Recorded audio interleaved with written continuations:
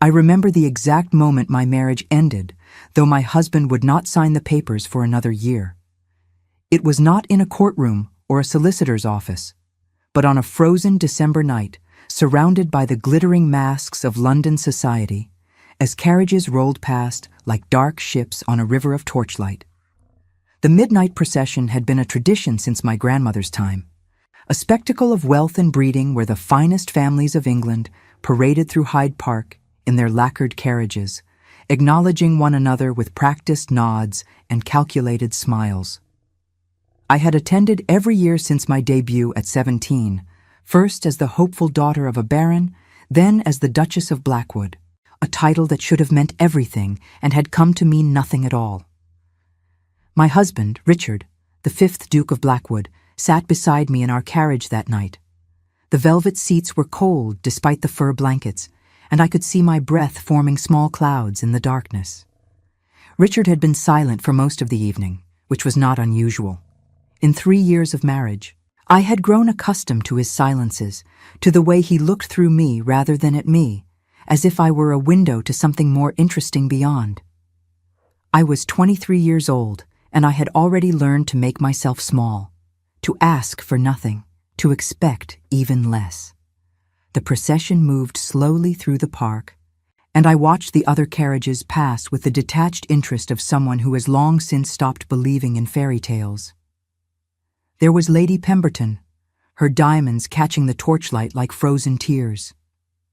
There was the Earl of Wessex, ancient and hunched, his young wife beside him, looking as trapped as a bird in a gilded cage.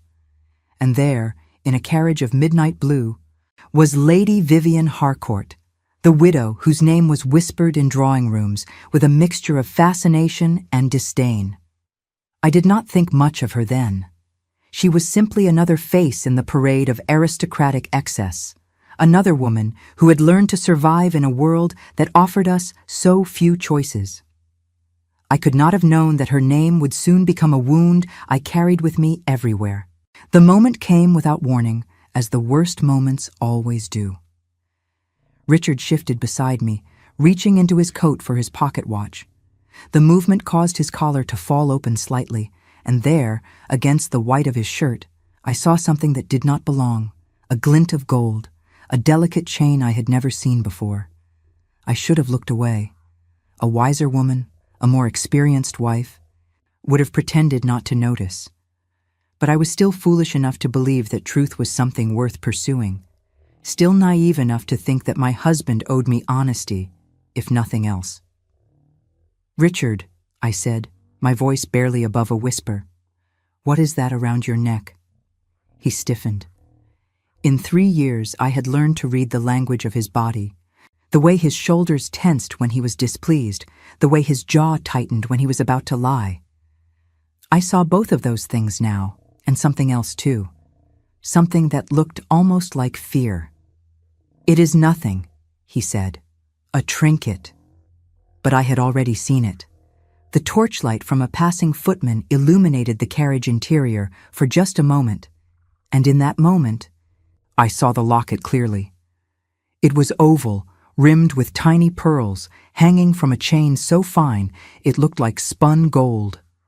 It was the kind of jewelry a man gives to a woman he loves, not the kind he purchases for himself. "May I see it?" I asked, though my voice had begun to tremble. Richard's hand moved to his chest, covering the locket as if to protect it. "Eleanor, this is not the time." "When would be the time, then?" I heard myself say. "When we return home? When you retire to your study and lock the door, as you do every night? When would be the appropriate moment for a wife to ask her husband about the jewelry he wears beneath his shirt?" He turned to look at me then, and I saw something in his eyes that I had never seen before. Not anger, not impatience, but something worse. Pity. "You do not want to do this here," he said quietly. But I did. God help me. I did. I reached for the locket before he could stop me, my fingers closing around the cold metal. Richard grabbed my wrist, but not before I had pulled the chain free from his collar, not before I had seen what hung at its end. The locket opened easily, as if it had been opened many times before. Inside, painted on ivory and miniature, was the face of a woman. She had dark hair and pale eyes, a beauty mark near her lips, and a smile that spoke of secrets shared and promises kept. She was beautiful in the way that certain women are beautiful, with an awareness of her own power that radiated even from this tiny portrait. I knew that face. I had seen it not 5 minutes ago, passing us in a carriage of midnight blue. Lady Vivian Harcourt. The world seemed to narrow to the size of that locket, to the painted eyes of my husband's lover staring up at me with something that looked almost like triumph. Around us, the procession continued, carriages rolling past in their endless parade of pretense, and I sat frozen, unable to breathe, unable to think, unable to do anything but stare at the evidence of my own humiliation. "Eleanor," Richard said, and his voice seemed to come from very far away. "Eleanor, you must understand." But I did not want to understand. Understanding was what I had been doing for 3 years. Understanding his coldness, understanding his absences, understanding the way he flinched when I reached for him in the darkness of our bedchamber. I had understood and understood and understood until there was nothing left of me but understanding, and now I found that I had no more left to give. "How long?" I asked. My voice sounded strange to my own ears, flat and distant, as if it belonged to someone else entirely. Richard did not answer immediately. He was looking at me with that same expression of pity, and I hated him for it. I hated him more in that moment than I had ever hated anyone in my life. "How long?" I asked again. 4 years, he said finally. 4 years. We had been married for 3. The mathematics of betrayal is simple, but its implications are devastating. Richard had been with her before we wed, had stood at the altar and spoken vows of fidelity while another woman's portrait hung against his heart. Every kiss he had given me, every duty he had performed in our marriage bed, had been a lie. I had never been his wife. I had been his obligation, his social necessity, the breeding stock his family required to continue the Blackwood line. I closed the locket with a click that seemed impossibly loud in the silence between us. "I want to go home," I said. "Eleanor, we must talk about this. I want to go home." Richard studied me for a long moment, as if trying to determine how much damage had been done, how much effort it would take to repair it. Then he signaled to the driver, and our carriage turned away from the procession, away from the torchlight and the watching eyes into the darkness of the London night. We did not speak during the journey back to Blackwood House. I sat with my hands folded in my lap, the locket still clutched in my fingers, and tried to make sense of what I had learned. But sense was impossible. There was no logic to betrayal, no reason to be found in the ashes of trust. When we arrived home, I went directly to my chambers without a word. My lady's maid, sweet Alice, who had been with me since my wedding day, took one look at my face and asked no questions. She helped me out of my gown, brushed out my hair, and left me alone with the single candle I had requested. I sat at my vanity and stared at my reflection in the mirror. The woman who looked back at me was a stranger, pale and hollow-eyed, wearing the face of someone who had just discovered that everything she believed was a lie. I was not beautiful, not in the way Lady Vivian was beautiful. My hair was the color of autumn leaves, my eyes an unremarkable brown, my features pleasant but forgettable. I had been raised to be a good wife, a gracious hostess, a dutiful daughter. No one had ever taught me how to be a woman whose husband loved someone else. I opened the locket again and looked at her face. Vivian Harcourt. I knew her story, or at least the version that circulated in drawing rooms and whispered conversations. She had married young, to a man 30 years her senior, and had been widowed at 22. There were rumors of affairs, of scandals barely contained, of a woman who played by different rules than the rest of us. I had always dismissed her as someone to be pitied, a creature of circumstance forced to trade on her beauty to survive. Now I saw her differently. Now I saw her as the woman my husband had chosen, the woman he loved, the woman whose portrait he wore against his heart while I slept alone in the chamber next to his. I do not know how long I sat there, staring at that painted face. Long enough for the candle to burn low, for the fire in the grate to fade to embers, for the first gray light of dawn to creep through the curtains. When Alice came to wake me, she found me still sitting at the vanity, the locket open in my hands, my eyes dry but my heart shattered beyond repair. "Your Grace," she said softly, and there was such tenderness in her voice that I nearly wept. "You should rest." But rest was impossible. Rest implied peace, and there was no peace to be found in this house, in this marriage, in this life I had built on foundations of sand. "Alice," I said, and my voice was steadier than I expected. "I need you to find out everything you can about Lady Vivian Harcourt." She hesitated only a moment before nodding. Alice had been with me long enough to know when questions were unwelcome, when loyalty meant silence and action rather than words. "Yes, Your Grace," she said, "I will begin today." I closed the locket and placed it in the drawer of my vanity beneath a pile of handkerchiefs I never used.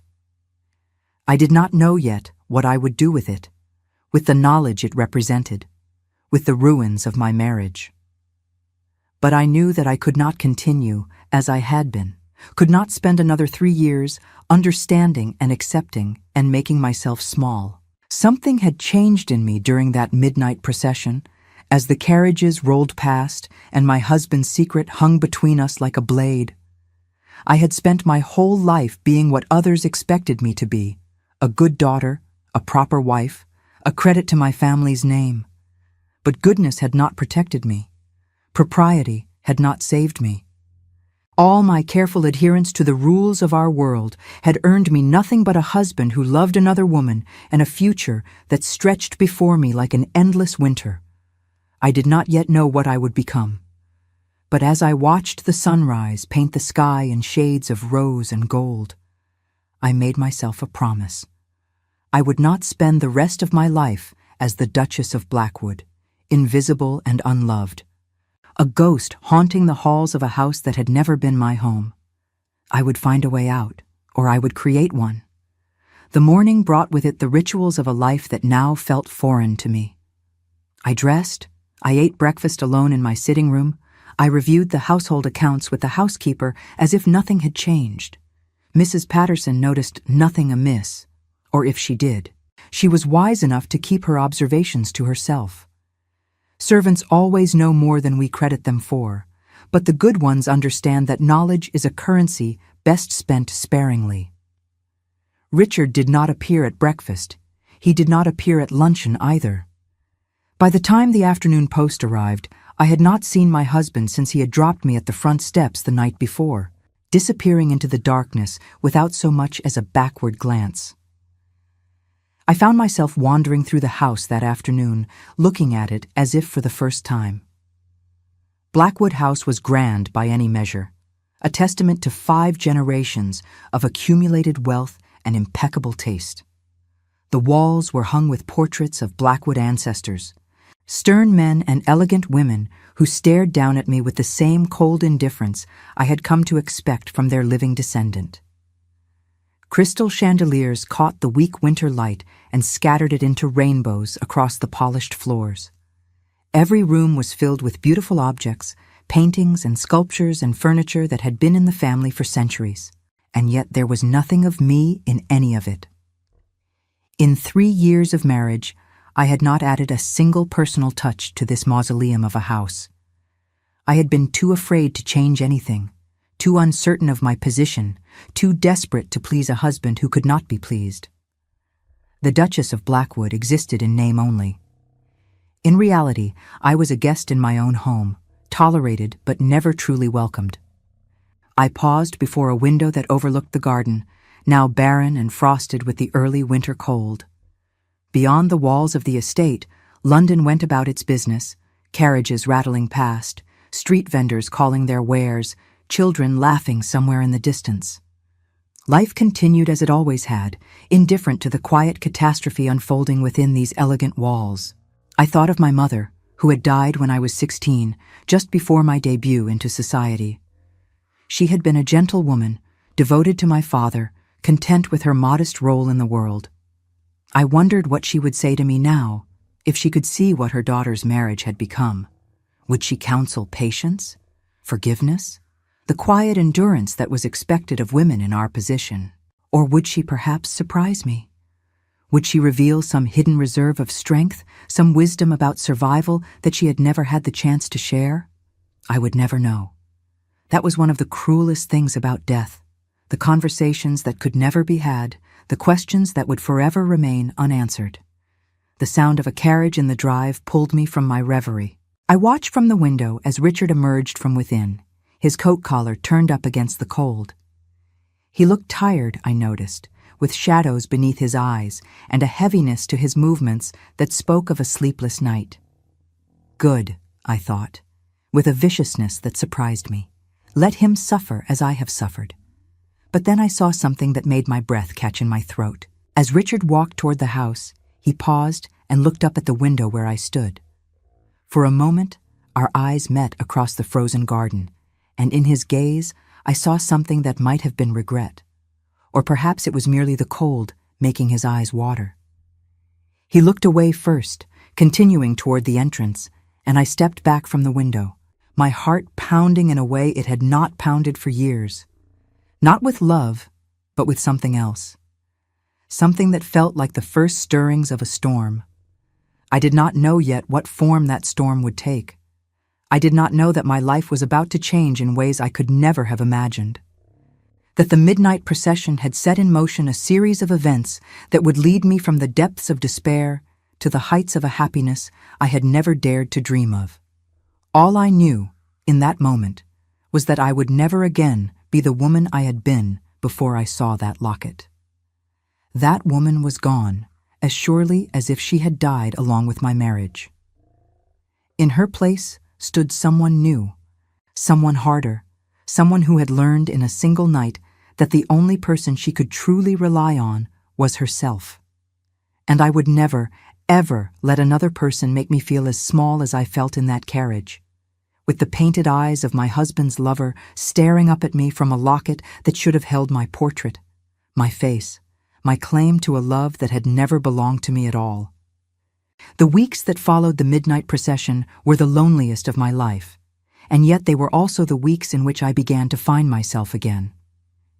It is strange how betrayal can strip away everything you thought you knew, leaving behind only the raw, essential truth of who you are when no one is watching. Alice proved invaluable in her quiet investigations. She had connections among the servants of London's great houses, a network of maids and footmen and cooks who traded information like currency. Within a fortnight, she had compiled a dossier on Lady Vivian Harcourt that would have made any Bow Street runner proud. Vivian had been born Vivian Beaumont, the daughter of a minor baronet with more debts than prospects. She had married Lord Harcourt at 18, a man of 62 with gout and a fortune built on coal mines in the north. The marriage had lasted 4 years, during which time Vivian had transformed herself from a country nobody into one of London's most sought-after hostesses. When Lord Harcourt died, he left her everything, a decision that had scandalized his family and delighted society gossips for months. But it was the timeline of her relationship with Richard that interested me most. According to Alice's sources, they had met at a house party in Kent, 6 months before Richard and I were betrothed. Their affair had begun almost immediately, a passionate entanglement that showed no signs of cooling even now. 4 years later, they were discreet, meeting in private homes and country estates, communicating through intermediaries and coded letters. But servants talk, and eventually, every secret finds its way into the light. I learned all of this with a strange detachment, as if I were reading about characters in a novel rather than the people who had shaped my own fate. Richard had never loved me. He had married me for my dowry, my family connections, my reputation for being biddable and undemanding. I had been chosen precisely because I was unlikely to cause trouble, unlikely to notice or care about his continued involvement with another woman. How thoroughly I had fulfilled his expectations. How completely I had played the role he had written for me. The knowledge should have devastated me further, but instead I found it oddly liberating. If Richard had never loved me, then I had lost nothing. The marriage I had mourned had never truly existed. I was not a woman whose husband had strayed, but a woman who had been deceived from the very beginning. There is a difference, subtle but significant, between being abandoned and being used. I began to change in small ways that Richard did not notice or chose to ignore. I started taking breakfast in the morning room rather than my private sitting chamber. I resumed my correspondence with friends I had neglected, women from my debut season who had married and scattered across England. I visited the lending library and chose books for myself rather than asking Richard what he thought appropriate. Small rebellions, perhaps, but they felt like victories nonetheless. It was during one of these library visits that I first encountered Lord Sebastian Hartwell again. I had known Sebastian in childhood, though known is perhaps too strong a word. Our families had been neighbors in Hertfordshire, our estates separated by a stream that we children had crossed countless times during long summer afternoons. Sebastian had been 5 years my senior, an eternity when one is young, and I had admired him from afar with the hopeless devotion of a girl who has read too many romantic novels. He had been kind to me, I remembered. While other older boys ignored the younger children or teased them mercilessly, Sebastian had always had a smile and a word for everyone. He had taught me to skip stones on the pond behind his family's estate. He had once rescued a robin's nest that had fallen from a tree, showing me how to feed the tiny, helpless creatures with a dropper until they were strong enough to survive on their own. Then his father had died, and Sebastian had inherited the earldom at 22. He had married a woman I never met, a Scottish heiress named Margaret, and they had gone abroad shortly after. I had heard fragments of news over the years that they had settled in Italy, that Margaret was unwell, that she had died 2 winters ago of a fever that swept through Florence. Beyond that, I knew nothing. I did not recognize him at first when I saw him standing in the philosophy section of Hookham's library. The boy I remembered had been lanky and awkward, all elbows and enthusiasm. The man who stood before me was tall and broad-shouldered, with dark hair touched with silver at the temples, and a face that bore the marks of sorrow. He was dressed simply, without the elaborate ornamentation that so many gentlemen affected, and he held a volume of Marcus Aurelius in his hands as if it were a precious thing. It was his eyes that I recognized. They were the same clear gray they had always been, the color of morning mist over water, and when they met mine across the crowded room, I felt something stir in my chest that I had not felt in years. "Lady Eleanor?" he said, and his voice was deeper than I remembered, but carried the same warmth. "Forgive me. I should say, Your Grace now. I heard of your marriage to Blackwood." "Lord Hartwell," I replied, surprised that my voice remained steady. "I did not know you had returned to England." He moved toward me through the maze of bookshelves, and I noticed that he walked with a slight limp, favoring his left leg. A riding accident, perhaps, or some other misfortune acquired during his years abroad.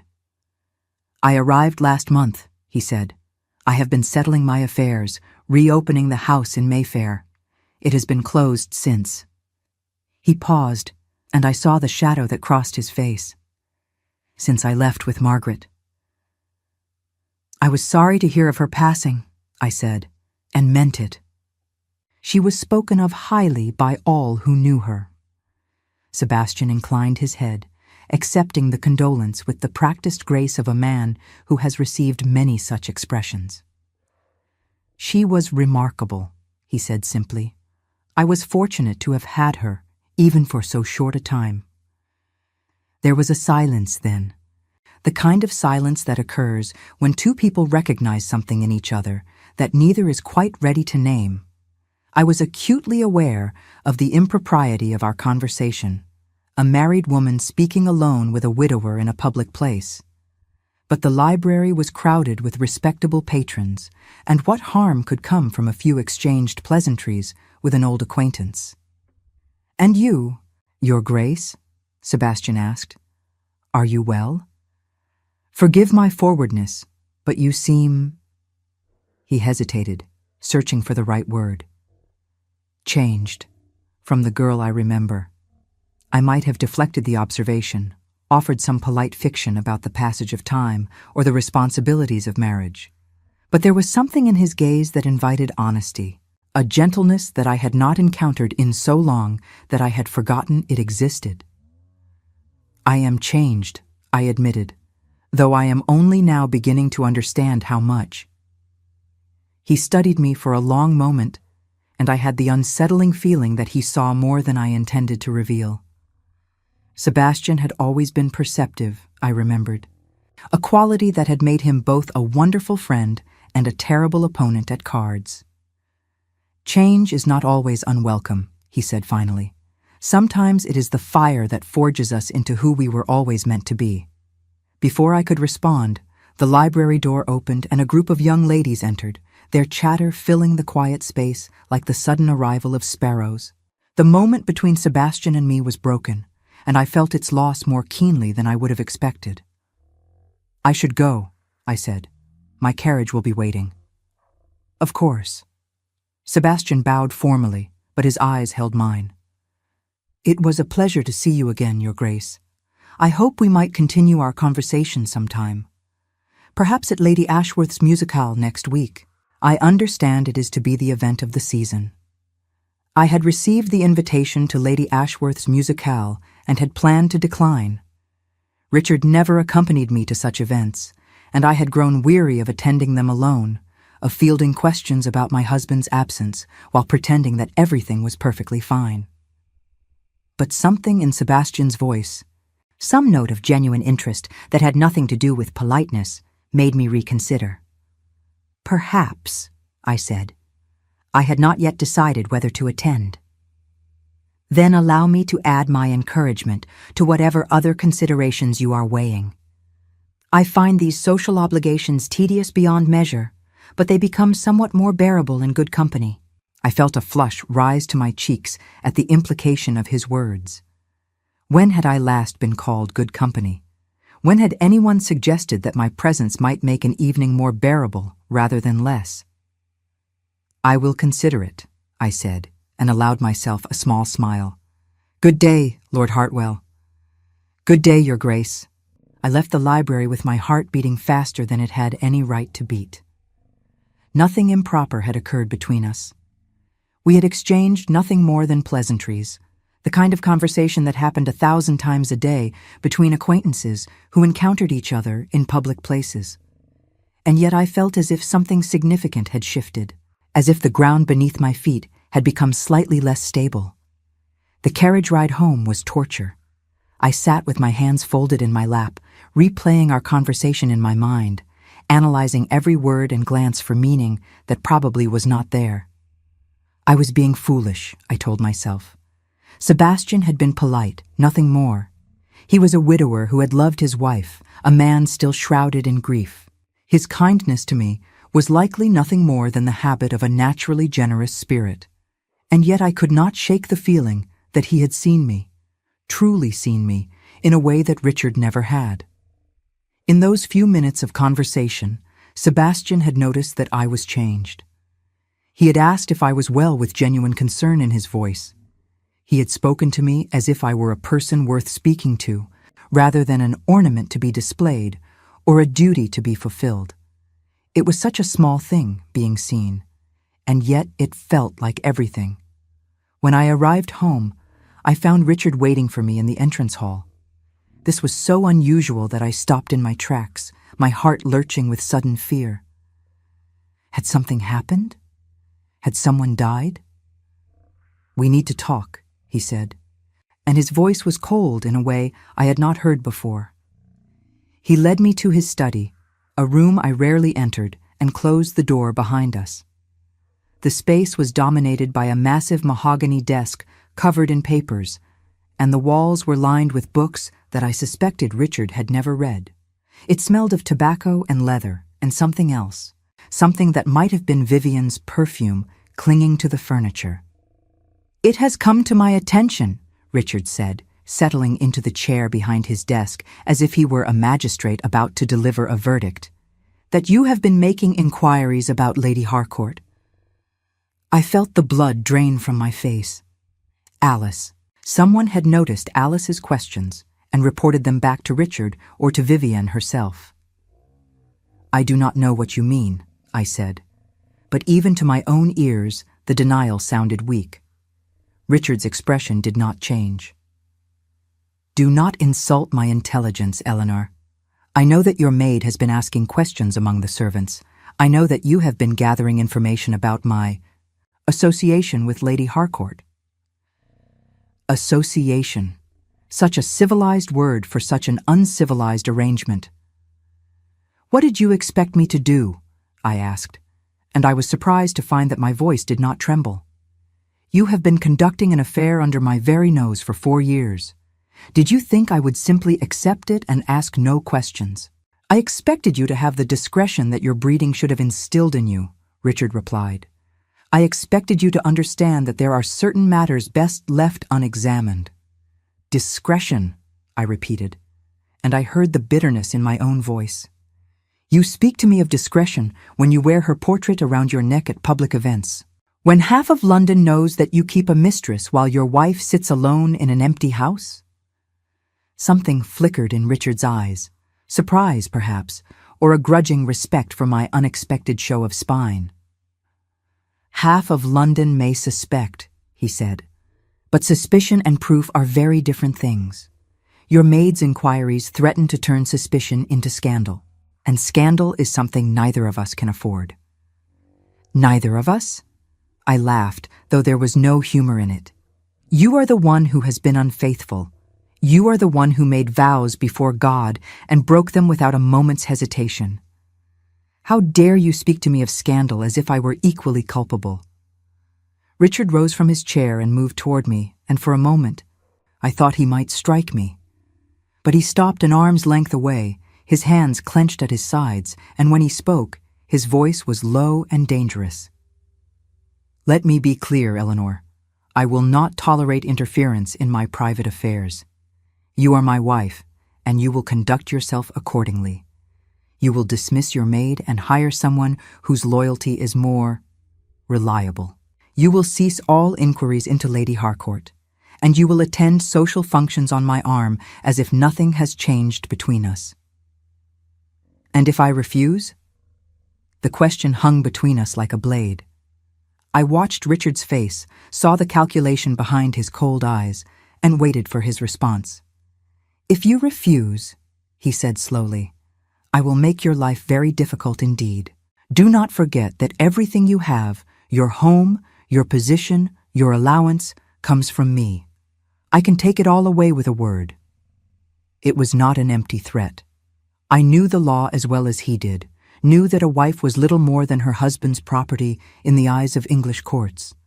He could deny me access to my own children if I ever bore any, could lock me away in the country, could cut off my funds and leave me dependent on his charity for every meal I ate and every dress I wore. But something had changed in me since that night at the midnight procession. The woman who had entered that carriage would have capitulated immediately, would have apologized and promised to be more discreet and retreated to her private rooms to weep in silence. That woman was gone. "Very well," I said, and my voice was steady. "I understand your position. Now, let me explain mine." Richard's eyebrows rose slightly, the only sign of his surprise. "I will not dismiss Alice," I continued. "She has been loyal to me for 3 years, and I will not punish her for doing what I asked. I will not cease my inquiries because I have a right to know the truth about my own marriage. And I will not pretend that nothing has changed because everything has changed, and I refuse to play act at happiness for the benefit of people who do not care whether I am happy or not."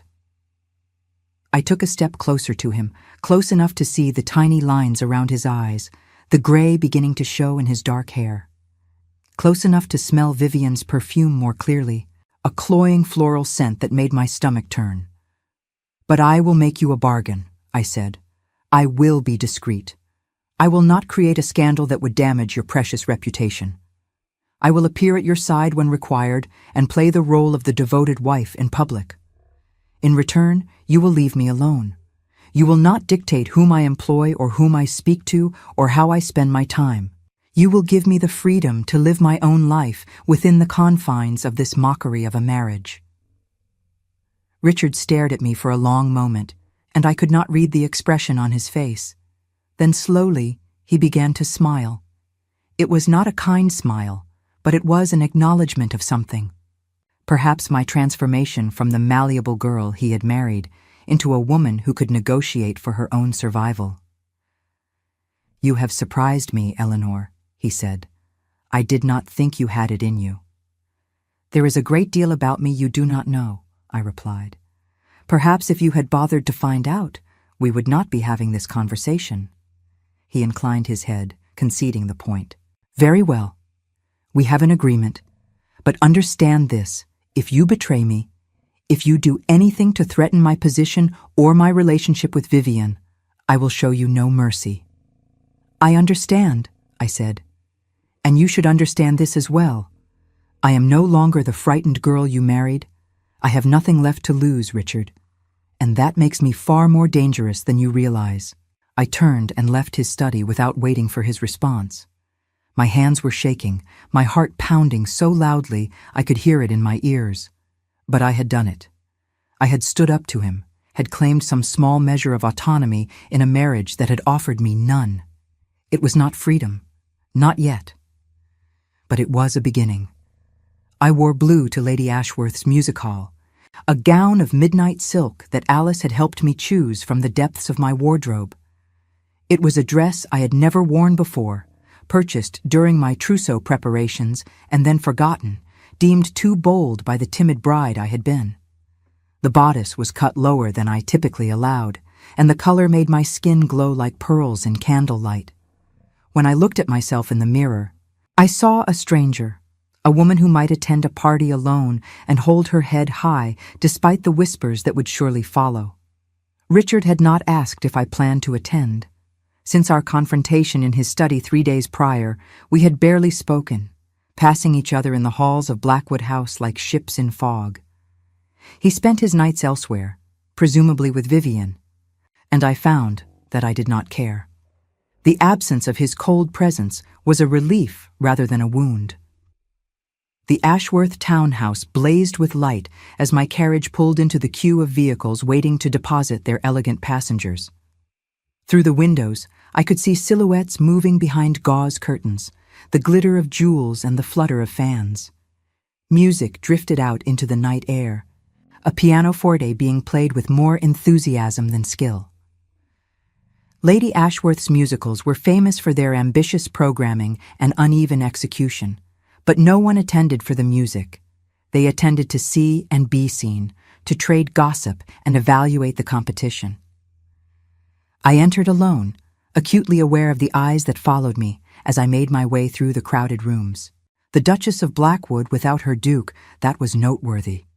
I could practically hear the speculations beginning, the theories being formed and discarded and reformed as society tried to make sense of my solitary appearance. Let them wonder, I thought. Let them gossip. I am done caring what they think of me. Lady Ashworth herself greeted me with effusive warmth that did not quite reach her eyes. She was a plump woman of 50, draped in enough diamonds to fund a small country, and she had been the reigning queen of London's social scene for as long as anyone could remember. Her approval could make a debutante's career, her disapproval could destroy it, and her curiosity about the state of my marriage was barely concealed behind her practiced smile. "Your Grace, what a delight," she said, clasping my hands in her bejeweled fingers. "We so rarely see you at these affairs without the Duke. I do hope he is well?" "Quite well, thank you," I replied, matching her false warmth with my own. "He sends his regrets. Affairs of business, you understand." Of course, of course." Lady Ashworth's eyes glittered with the knowledge that affairs of business was the polite fiction employed when the real business was too scandalous to name. Well, you must not let his absence prevent you from enjoying yourself. I believe Lord Hartwell has been asking after you. Such a tragic figure, do you not think? Widowed so young, and devoted to his wife until the very end. One cannot help but admire such constancy.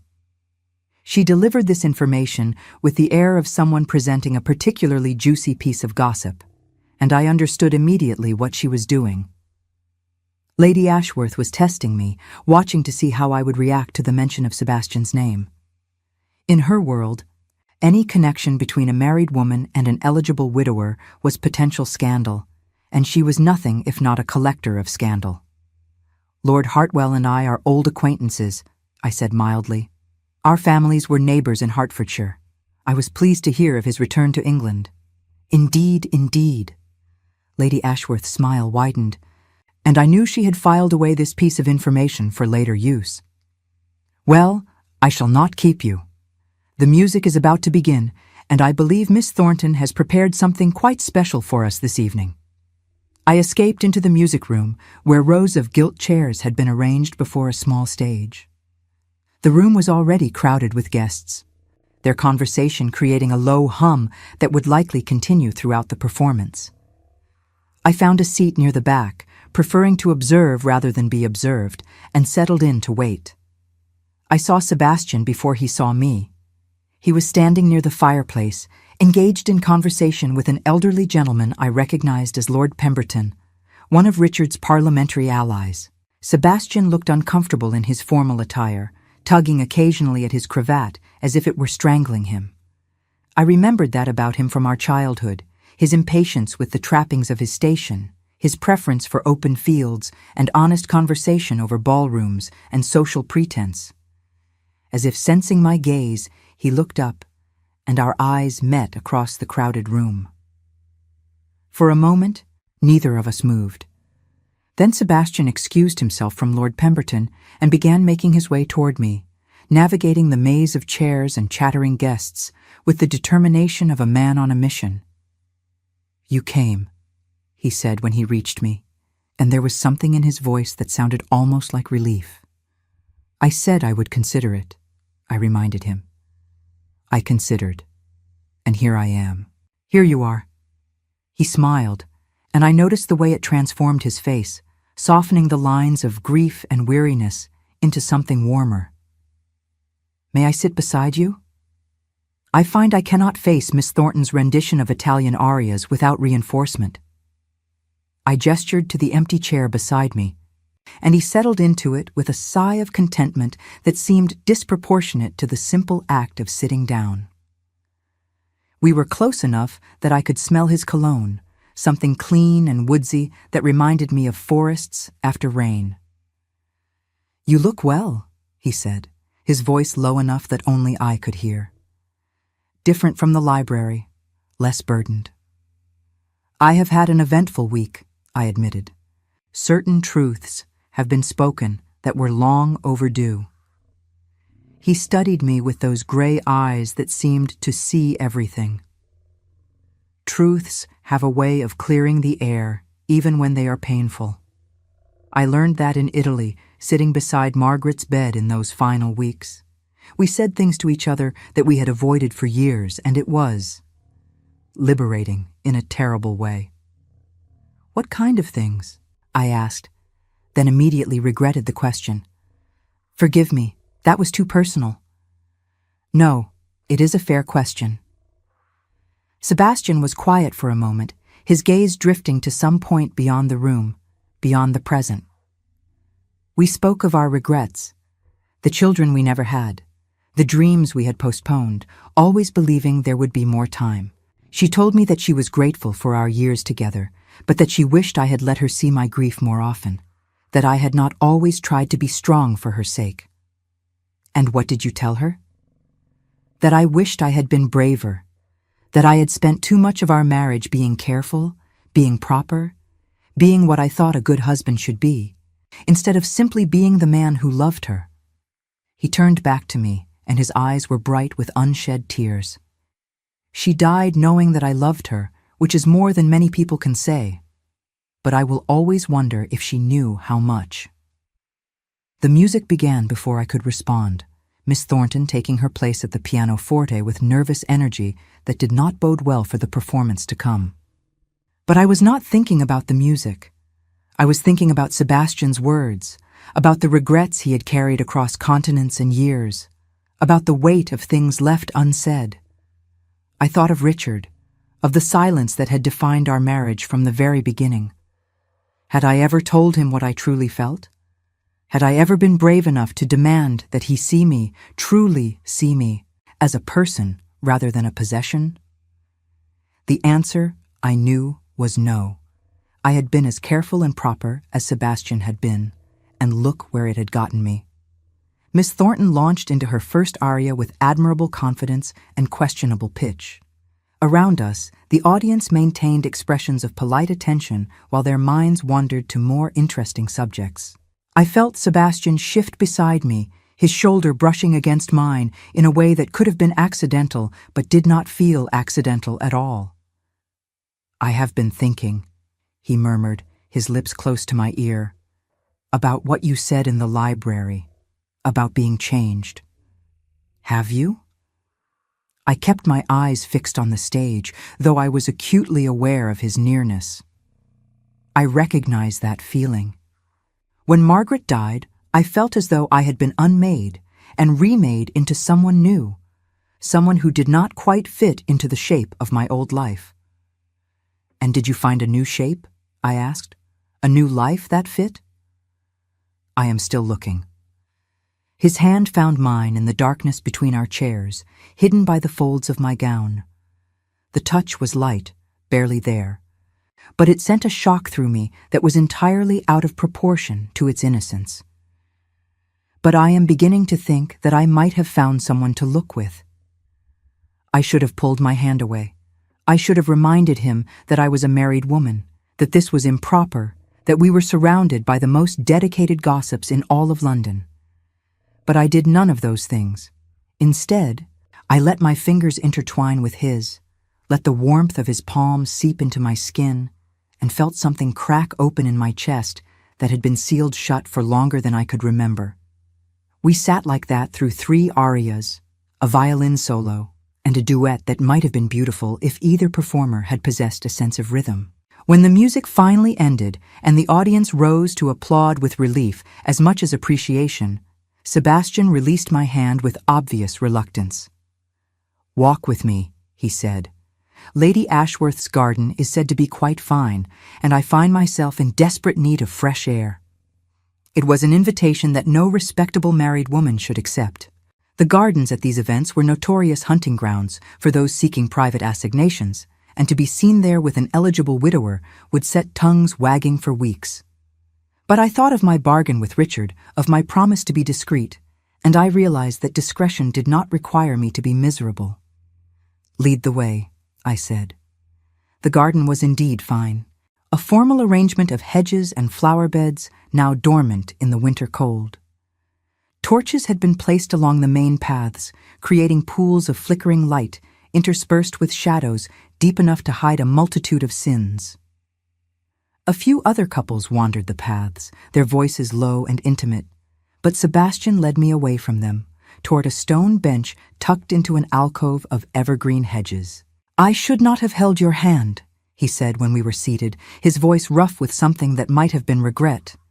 "It was forward of me, and you are." "Married," I finished for him. "Yes, I am aware of my circumstances. I did not mean to complicate them." "You did not complicate them. They were complicated long before you arrived." I looked up at the sky, where stars glittered like diamonds scattered on black velvet. "My marriage has been a performance from the very beginning, Lord Hartwell, a show put on for the benefit of society, with neither of the principal actors believing in their roles." "Sebastian," he said, "please, we knew each other as children. I cannot bear for you to call me by my title when we are speaking of such things." "Sebastian, then." The name felt strange on my tongue, intimate in a way that surprised me. And you must call me Eleanor. Eleanor. He said it like a prayer, like something precious and fragile. What happened to you? The girl I remember was bright and hopeful. This woman beside me is wounded in ways I cannot quite understand. So I told him, not everything, not the details that were too raw to share, but enough. I told him about the midnight procession and the locket, about Vivian Harcourt and the 4 years of deception that had preceded my discovery. I told him about my confrontation with Richard, about the bargain we had struck, about my determination to carve out some measure of freedom within the prison of my marriage. Sebastian listened without interrupting, his face growing darker with each revelation. When I finished, he was silent for a long moment, his hands clenched into fists on his knees. "I would like to kill him," he said finally, his voice tight with controlled fury. "I know that is not helpful or appropriate, but I want you to know that the impulse exists." Despite everything, I laughed. It was a small sound, rusty with disuse, but genuine. "I appreciate the sentiment, though I would prefer you did not act upon it. Hanging is so unfashionable this season. Eleanor." He turned to face me, and in the torchlight, his eyes were dark with emotion. "You deserve so much more than this. You deserve a husband who sees your worth, who treasures you, who counts himself blessed to have won your heart." "Perhaps," I said. "But deserving something and receiving it are very different things, as I have learned. I am trying to make peace with the life I have, rather than mourning the life I wanted." "And what life did you want?" The question hung between us, heavy with implications. What did I want? I had stopped asking myself that question years ago, stopped believing that my wants mattered in a world that cared only for duty and appearances. "I wanted to be loved," I said finally, and the admission felt like tearing open an old wound. Not tolerated or managed or displayed, loved. I wanted someone to look at me the way you looked at Margaret, as if I were the center of their universe. That is not an unreasonable want. Perhaps not, but it was an impossible one, given my circumstances. Sebastian reached out and took my hand again, not furtively this time, but openly, as if he did not care who might see. His thumb traced circles on my palm, a gesture so tender it made my throat tight with unshed tears. "Nothing is impossible," he said. "Improbable, perhaps. Difficult, certainly, but not impossible. I did not think I would ever feel anything again after Margaret died. I thought that part of me had been buried with her, that I would spend the rest of my life going through the motions of living without ever truly being alive. And now? Now I am sitting in a frozen garden with a woman I barely know, feeling things I had forgotten I was capable of feeling." His grip on my hand tightened. "I am not asking anything of you, Eleanor. I know your situation is complicated, and I would never do anything to jeopardize your position. But I want you to know that you are not alone. Whatever comes, whatever you need, I am here." I looked at him, at this man who had appeared in my life at precisely the moment when I had given up hope, and I felt something bloom in my chest that I was afraid to name. It was too soon, too dangerous, too fraught with potential for disaster. But it was also the first real thing I had felt in years, and I could not bring myself to push it away. "Thank you," I said. "I do not know what the future holds or what path I will ultimately choose, but thank you for reminding me that kindness still exists in the world." He lifted my hand to his lips and pressed a kiss to my knuckles, a gesture that was courtly and chaste and yet somehow more intimate than anything Richard had ever done in our marriage bed. "I should take you back inside," he said reluctantly. "We have been gone too long, and I will not be responsible for damaging your reputation." "My reputation," I repeated with a bitter smile. "I am beginning to wonder if reputations are worth the sacrifices we make to preserve them." "They are not," Sebastian said with conviction. "But they are useful tools nonetheless, And right now, your reputation is one of the few weapons you possess. We must be careful not to squander it." He was right, of course. I knew he was right. And yet, as we walked back toward the lights of the house, I found myself wishing that we did not have to be so careful. That we could be two people who had found each other in the darkness, without all the complications of class and marriage, and society's endless, exhausting expectations. But that was not the world we lived in. And so I composed my face into an expression of polite neutrality, released Sebastian's arm before we reached the terrace doors, and walked back into Lady Ashworth's music hall as if nothing had changed. Everything had changed, but no one needed to know that yet. The scandal broke on a Tuesday morning, delivered with my breakfast tray in the form of the society pages. I had known it was coming. In the weeks since Lady Ashworth's music hall, Sebastian and I had been careful, so careful, meeting only at public events, exchanging nothing more than conversation and the occasional stolen glance. But London society has eyes everywhere, and those eyes had been watching us with increasing interest. The Duchess of Blackwood and the widowed Earl of Hartwell, always in conversation at parties, always finding each other across crowded rooms, always leaving events at suspiciously similar times. The article did not name us directly, of course. Libel laws prevented such boldness, but the description was unmistakable. A certain duchess whose husband prefers other company, and a grieving earl recently returned from the continent. The implications were clear to anyone who cared to read between the lines, which was everyone. I read the article 3 times, my tea growing cold in its cup, while Alice hovered anxiously at my elbow. The words blurred before my eyes, not because of tears, but because of the strange disconnection I felt from the situation. This was my life being dissected for public entertainment, my reputation being shredded by anonymous hands, and yet I felt almost nothing. Perhaps I had exhausted my capacity for shock. Perhaps after everything Richard had done, the judgment of strangers simply did not matter anymore. "Your Grace," Alice said hesitantly, "perhaps you should not attend the Winterbourne ball tonight, given the circumstances." The Winterbourne ball. I had forgotten about it entirely, though it had been on my calendar for weeks. It was to be one of the last major events before society retreated to their country estates for Christmas, a final opportunity for the ton to see and be seen before the long winter hiatus.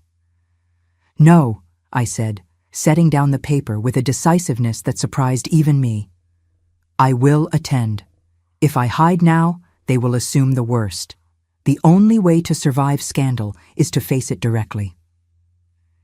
Alice's expression suggested she disagreed with this assessment, but she knew better than to argue.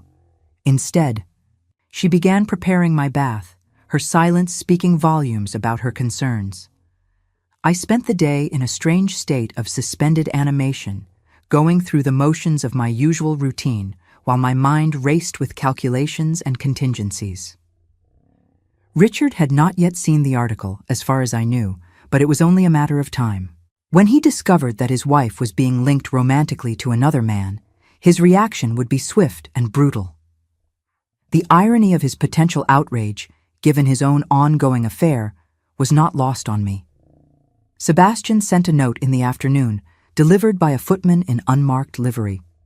I recognized his handwriting immediately, the bold strokes that had become as familiar to me as my own. "I have seen the papers," he wrote.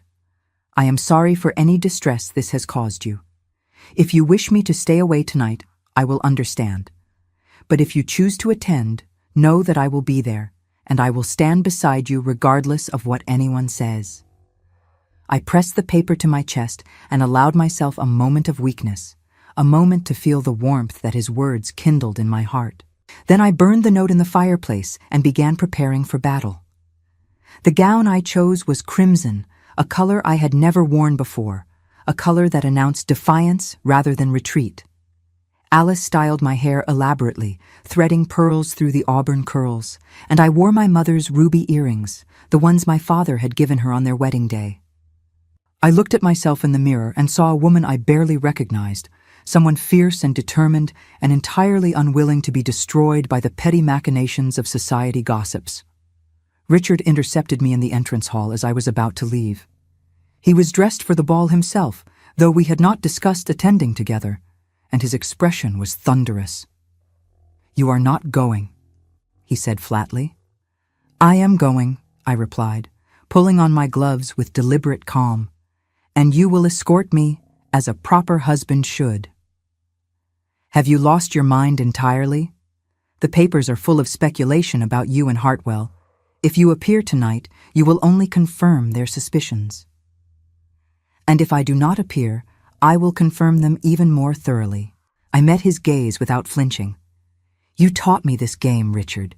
You taught me that in society, perception is everything. If I hide, I am guilty. If I face them, I am brave. Which do you think will serve us better?" He stared at me for a long moment, and I could see the calculations happening behind his eyes. Richard was many things, but he was not stupid. He understood the logic of what I was saying, even if he hated the circumstances that had made it necessary. "Very well," he said finally. "We will attend together. But you will stay by my side all evening, and you will not speak to Hartwell. Do you understand?"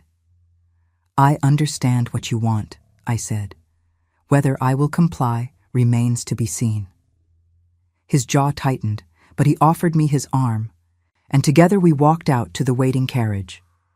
It was the closest thing to solidarity we had shared in months, though it was born of mutual self-interest rather than affection. The Winterbourne mansion was ablaze with light and noise as our carriage joined the queue of vehicles waiting to deposit their passengers. I could feel the tension radiating from Richard beside me, could see the rigid set of his shoulders beneath his perfectly tailored coat.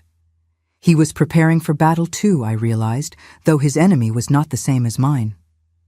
We entered the ballroom together, and I felt the weight of 100 pairs of eyes turning toward us. The conversation did not stop exactly, but it shifted, becoming more subdued, more watchful. I lifted my chin and smiled, the perfect society smile I had been practicing since my debut, and allowed Richard to lead me into the crowd. The first hour was torture. We made the rounds together, exchanging pleasantries with acquaintances who could barely conceal their curiosity, accepting condolences for illnesses we did not have, and congratulations for accomplishments we had not achieved. Everyone was fishing for information, trying to determine the true state of our marriage, the reality behind the rumors. I gave them nothing, my responses polished and empty, my expression revealing nothing of the turmoil beneath. I saw Sebastian across the room, standing alone near a pillar, his eyes following my progress through the crowd. He looked tired, I thought, with shadows beneath his eyes that spoke of sleepless nights. When our gazes met, he inclined his head slightly, a greeting that was also a question. I wanted desperately to go to him, to feel the comfort of his presence, but Richard's hand was firm on my arm, and I knew that any approach would be noticed and remarked upon. The confrontation I had been dreading came shortly before midnight, though not from the quarter I had expected. Lady Vivian Harcourt approached us during a lull in the dancing, her dark hair piled elaborately atop her head, her gown a deep purple that should have clashed with my crimson, but somehow managed to complement it instead. She was beautiful, I had to admit, with a confident grace that I had never quite managed to achieve. Looking at her, I understood why Richard had been captivated, even as I hated her for it. "Your Grace," she said, addressing me directly with a smile that did not reach her eyes. "What a pleasure to see you out in society. I had heard you were feeling unwell." "You were misinformed," I replied coolly. "I am in excellent health." How fortunate. Her gaze flickered to Richard, and something passed between them that I was not meant to see. "And how brave of you to attend tonight, given the unfortunate speculation in the papers. Lesser women might have hidden away." "I am not a lesser woman." "No," Vivian said slowly, studying me with new interest. "I am beginning to see that you are not." Richard cleared his throat, clearly uncomfortable with this exchange. Lady Harcourt, if you will excuse us, I believe my wife promised this dance to Lord Pemberton. Of course. Vivian stepped aside, but not before leaning close to me and whispering something that only I could hear. You should know that I never intended to hurt you. Richard and I... It was never about you. I had no response to that. What could I say? That her absolution meant nothing to me? That her intentions did not change the reality of my shattered marriage? I simply nodded and allowed Richard to lead me away, my heart pounding with emotions I could not name. The dance with Lord Pemberton was mercifully brief, and when it ended, I excused myself to the ladies' retiring room, desperate for a moment alone. The room was empty when I arrived, and I sank onto a velvet settee with a sigh of relief, closing my eyes against the brightness of the candles. I did not hear the door open, did not know I was no longer alone until a familiar voice spoke my name. Eleanor. I opened my eyes to find Sebastian standing before me, his expression a mixture of concern and determination. He should not have been there, in the private domain of ladies, but I found I did not care about the impropriety. I was so tired of caring about impropriety. You should not be here, I said, though I made no move to send him away. I know, but I could not stand by and watch you suffer alone any longer. He knelt before me, taking my hands in his. Tell me what you need. Tell me how I can help. You cannot help, I said, and my voice broke on the words. This situation is beyond help. My marriage is a farce, my reputation is in tatters, and the woman my husband loves just offered me her condolences as if I were mourning a death. Perhaps you are, Sebastian said gently. Perhaps you are mourning the death of the life you thought you would have. The tears came then, despite my best efforts to hold them back. They streamed down my face, ruining the careful cosmetics Alice had applied, destroying the mask of composure I had maintained all evening. Sebastian gathered me into his arms without hesitation, holding me against his chest while I wept for everything I had lost and everything I had never truly had. I love you, he said quietly, his lips against my hair. I know I should not say it. Know that it only complicates matters further. But I cannot pretend any more. I love you, Eleanor. I have loved you since that day in the library when you looked at me with such sadness in your eyes, and I recognized a kindred spirit. Sebastian. I pulled back to look at him, to search his face for any sign of deception or manipulation. But there was nothing there except honesty, raw and unguarded, the kind of honesty I had been craving my entire life. You do not have to say it back, he continued. You do not have to feel the same way. But I want you to know that whatever happens, whatever you decide to do about your marriage, I will be here. If you choose to stay with Richard, I will respect that choice and keep my distance. If you choose to leave him, I will help you in any way I can. But I will not pretend that I do not love you. Not anymore. I thought of Richard, of the cold emptiness of our marriage, of the years stretching before me like a barren landscape. I thought of Vivienne, of the locket that still lay hidden in my vanity drawer, of all the lies that had built the foundation of my life. And I thought of Sebastian, of his kindness and his honesty, and the way he looked at me as if I were the most precious thing in the world. I love you too, I whispered, and the words felt like a key turning in a lock, like a door swinging open onto a future I had never dared to imagine. Sebastian kissed me then, a gentle press of lips that promised everything and demanded nothing. It was not the passionate embrace of lovers in a novel, but something more profound, a sealing of a bond that had been forming since the moment we first met in that crowded library. The door to the retiring room opened, and we sprang apart, but not quickly enough. Lady Ashworth stood in the doorway, her eyes wide with shock and unmistakable delight. She had found the scandal she had been seeking all season, delivered to her on a silver platter. "Well," she said, her voice dripping with false concern. "This is most unexpected." I stood, my chin high despite the tears still damp on my cheeks. "Lady Ashworth, Lord Hartwell was merely offering comfort to a friend in distress." "I am sure he was."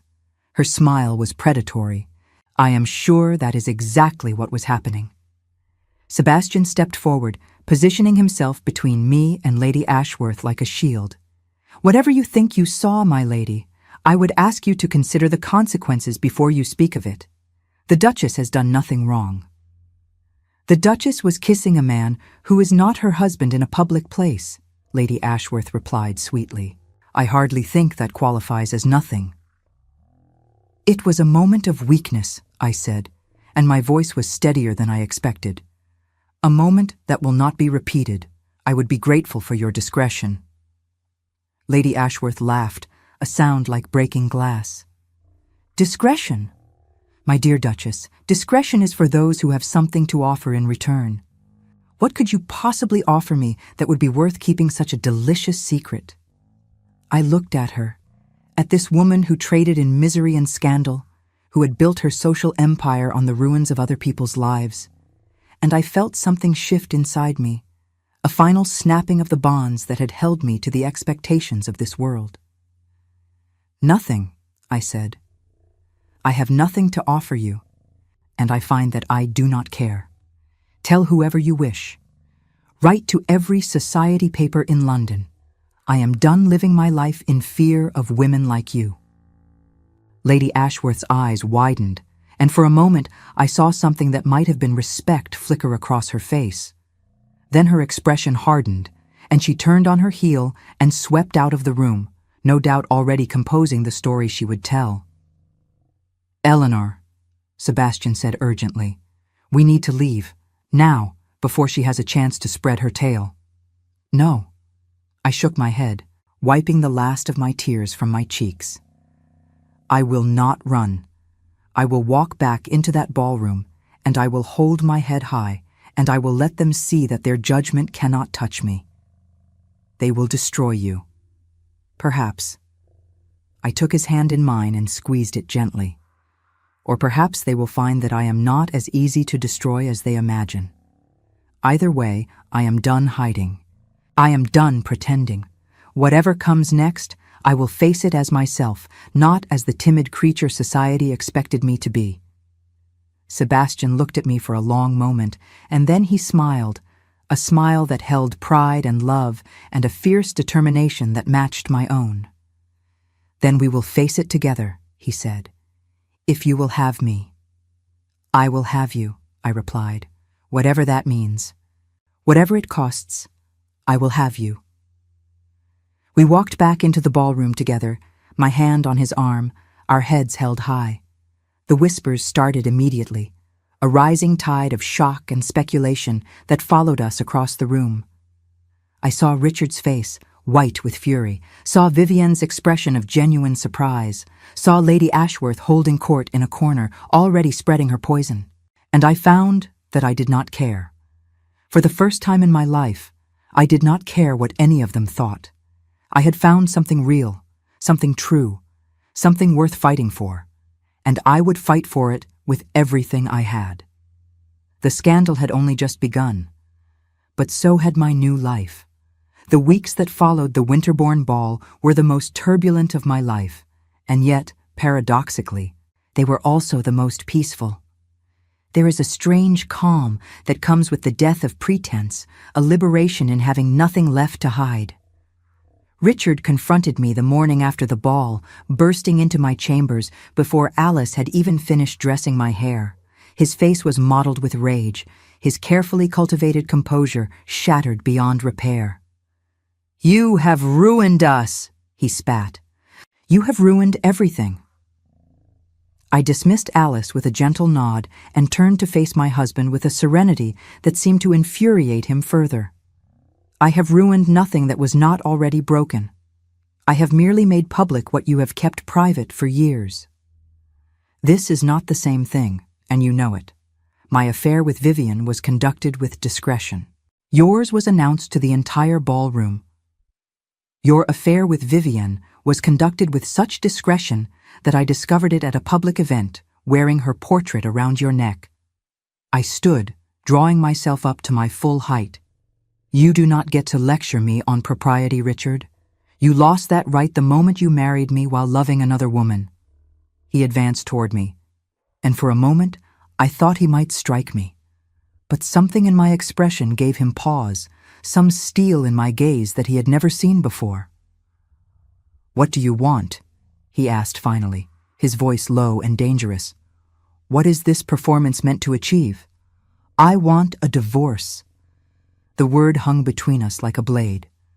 Divorce was rare in our world, scandalous beyond measure, reserved for the most extreme circumstances of cruelty or abandonment.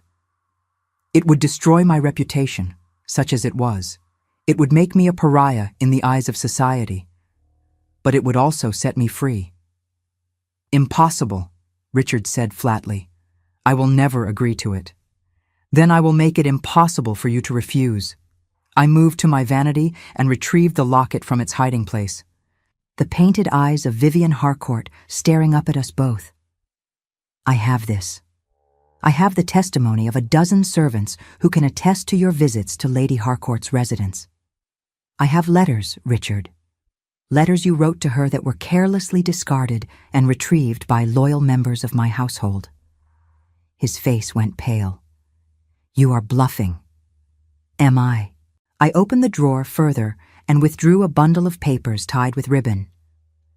"Shall I read you some of the more passionate passages? I found them quite educational, if somewhat repetitive in their imagery." Richard sank into a chair, his bravado crumbling.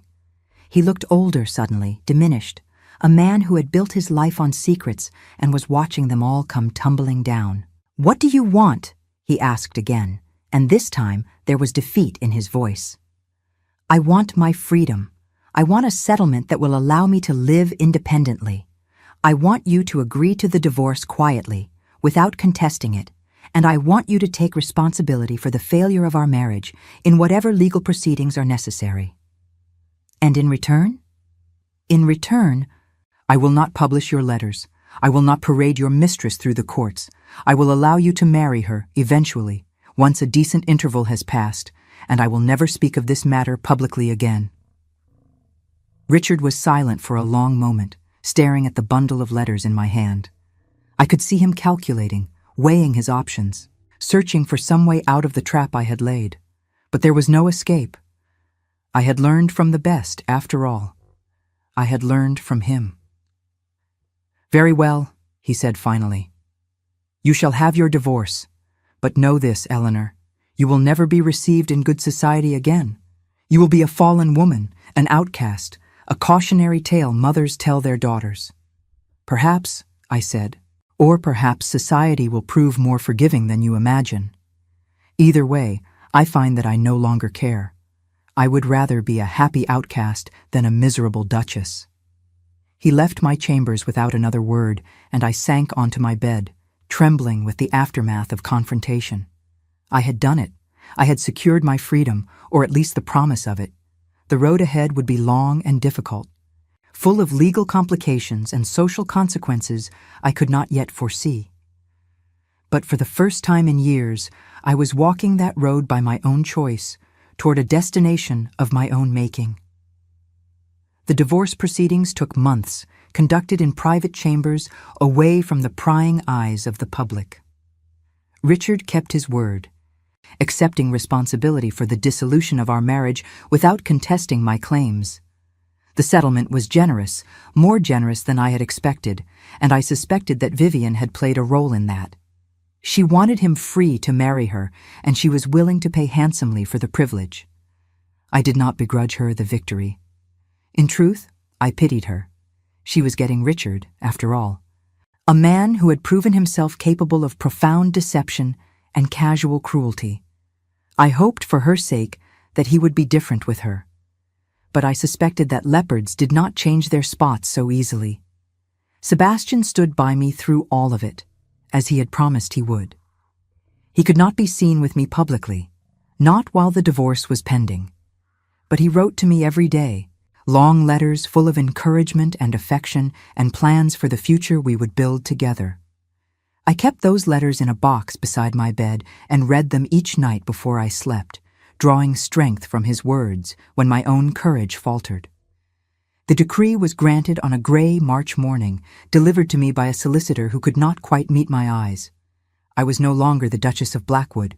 I was simply Eleanor Ashford again, a woman of independent means and uncertain reputation, free to make of her life whatever she chose. I chose Sebastian. We married quietly, in a small church in Hertfordshire, not far from the estates where we had played as children. There were no society guests, no elaborate celebration, only a handful of true friends and the vicar who had christened us both. I wore a simple gown of ivory silk, and Sebastian looked at me as I walked down the aisle as if I were the most beautiful thing he had ever seen. "I have loved you since I was 12 years old," I told him that night, as we lay together in the bedroom of his country estate, the moonlight streaming through the windows.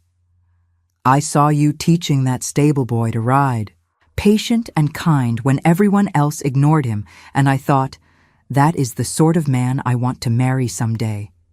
Sebastian laughed, pulling me closer against his chest. "You never told me that." "I never told anyone. It seemed too precious to share, too fragile to survive exposure to the real world."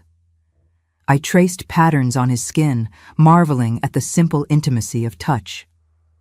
"And then I grew up, and you married Margaret, and I married Richard, and I thought that childhood dream had died forever." "Dreams do not die," Sebastian said softly. "They simply wait, sometimes for years, until we are ready to receive them." The first year of our marriage was not without challenges. Society, as Richard had predicted, was not kind to divorced women, even those who remarried respectably.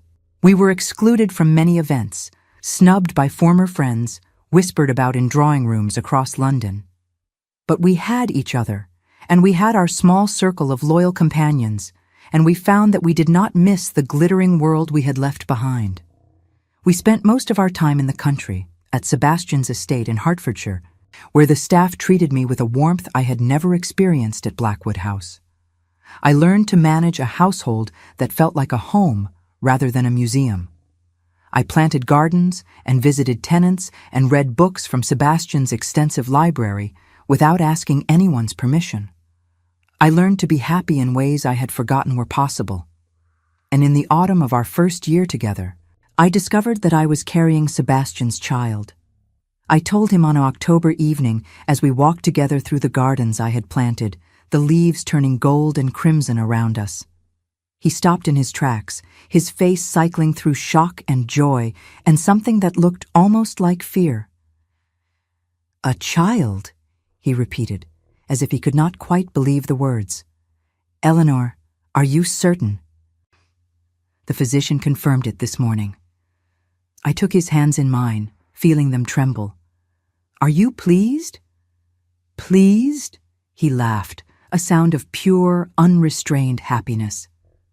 "I am terrified. I am overwhelmed. I am the happiest man in England." He pulled me into his arms, holding me so tightly I could barely breathe.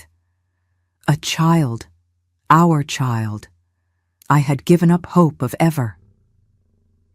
"I know," I said, understanding what he could not say.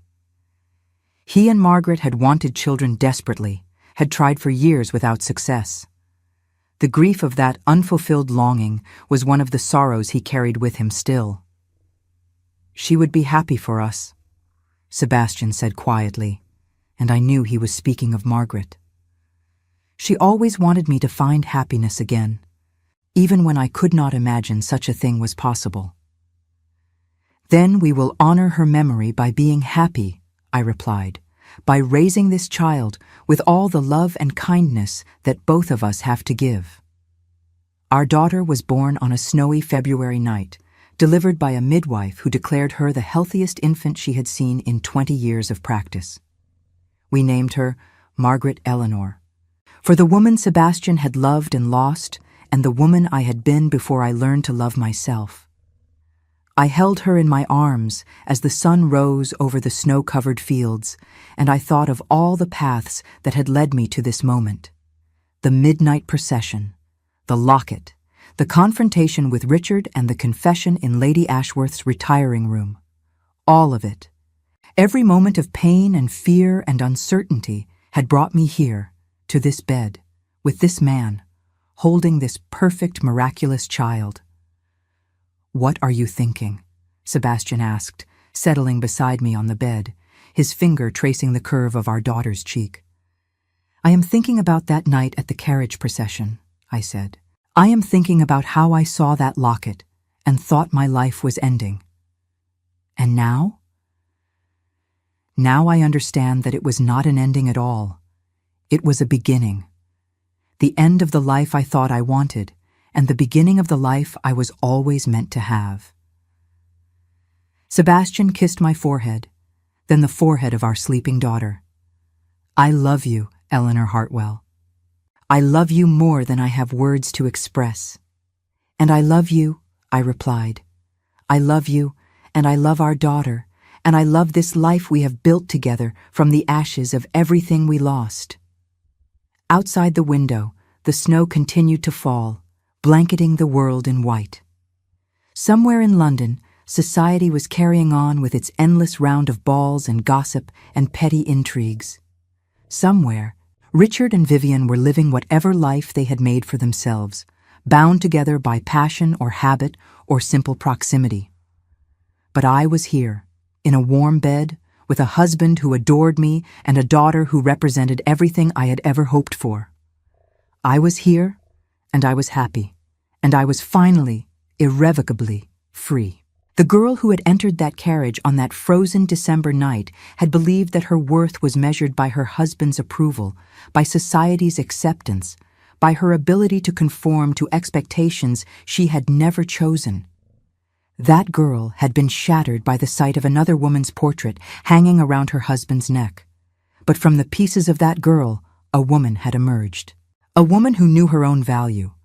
A woman who had fought for her freedom and won. A woman who had learned that the greatest scandal of all is living a life without love, and that the greatest triumph is finding the courage to claim the happiness you deserve. I closed my eyes and let sleep claim me, my daughter warm against my chest, my husband's hand wrapped around my own. Tomorrow would bring new challenges, new joys, new moments of doubt and determination. But tonight, I rested in the knowledge that I had found my way home at last. And home, I had discovered, was not a place at all. It was a person. It was a love that had survived loss and scandal and the judgment of a world that did not understand. It was the family I had chosen and the future we would build together, one day at a time, one precious moment at a time. This was my story. Not the story society had written for me, but the story I had written for myself. And it was, at long last, a story with a happy ending.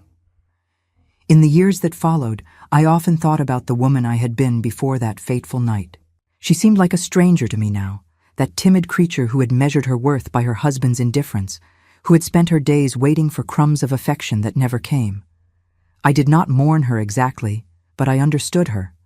I understood the forces that had shaped her, the expectations that had constrained her, the fear that had kept her trapped in a life that was slowly suffocating her spirit. I was grateful to her, in a way. Grateful that she had survived long enough for me to emerge from her chrysalis. Grateful that somewhere deep inside her, beneath all the layers of propriety and submission, there had been a spark of something stronger waiting for the right moment to ignite. Society eventually forgave us, as society always does when the next scandal comes along to capture its attention. Within a few years, Sebastian and I were invited back into the fold, our transgressions, if not forgotten, then at least set aside in favor of newer, fresher gossip. We attended events selectively, choosing only those that promised genuine pleasure rather than mere obligation. We hosted gatherings at our country estate, intimate affairs where conversation mattered more than display, where guests were chosen for their character rather than their connections. Lady Ashworth, to my eternal amusement, became one of our most frequent visitors. The woman who had once threatened to destroy me had, over time, developed a grudging respect for my refusal to be destroyed. She claimed to find our story romantic, though I suspected she simply enjoyed being close to the source of what had been the scandal of the decade. I tolerated her presence with equanimity, secure in the knowledge that she could no longer harm me. Richard and Vivian married eventually, as I had known they would. I heard that they were happy, or at least content, which was perhaps the most any of us could hope for. I bore them no ill will. Whatever Richard had done to me, whatever pain he had caused, it had led me ultimately to Sebastian, to Margaret Eleanor, to a life richer and fuller than anything I could have imagined in my most hopeful dreams. Sometimes, late at night, when the house was quiet and Sebastian lay sleeping beside me, I would slip out of bed and walk to the nursery where our daughter slept. I would stand by her cradle and watch her breathe, this small, perfect person who represented everything I had fought for, everything I had risked, everything I had gained. And I would whisper to her the truth I had learned through so much pain and so much joy. "You are worthy of love," I would tell her. "You are worthy of happiness. Never let anyone convince you otherwise. Never let anyone make you small." She would stir in her sleep, perhaps hearing my voice on some level beyond waking, and I would bend to kiss her forehead before returning to my own bed, to the warmth of my husband's arms, to the life I had built from the ruins of the one I had lost. The locket still existed somewhere, I supposed. Perhaps Vivian had it now, perhaps Richard had thrown it away, perhaps it had been lost in the chaos of our separation. I no longer cared. It had served its purpose, that small oval of gold and pearls. It had shown me the truth of my marriage, yes, but more importantly, it had shown me the truth of myself. I was stronger than I had known, braver than I had believed, capable of a love deeper and more transformative than anything I had dared to dream. And that, in the end, was the greatest gift that Richard's betrayal had given me. Not freedom from him, though that was precious enough, but freedom from the woman I had been, the woman who had accepted so little because she believed she deserved nothing more. I deserved more. I had always deserved more. And finally, blessedly, I had found it. The snow continued to fall outside my window, covering the world in white, erasing the tracks of yesterday and leaving a blank canvas for tomorrow. I smiled as I drifted toward sleep, one hand resting on my daughter's cradle, the other reaching for my husband in the darkness. Tomorrow would be a new day, and I would greet it as I greeted all my days now, with gratitude and courage and an open heart. This was my story, and it was, at long last, exactly as it should be.